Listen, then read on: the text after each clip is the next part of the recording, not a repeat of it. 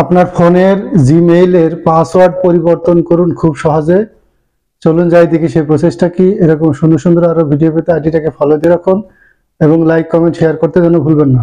মেইলটি open করবেন,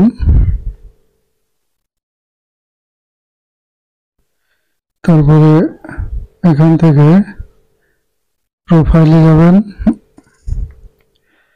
তারপর ম্যানেজে যাবেন,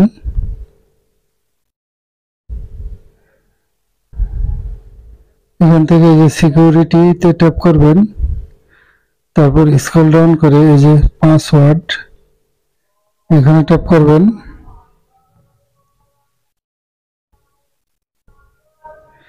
এখান থেকে আপনারা এই যে জিমেইলের পাসওয়ার্ডটি ট্যাপ করবেন, করার পর একটা নিউ পাসওয়ার্ড এবং কনফার্ম পাসওয়ার্ড আসবে। তারপরে পাসওয়ার্ড চেঞ্জে ট্যাপ করলেই আপনার পাসওয়ার্ডটি চেঞ্জ হয়ে যাবে।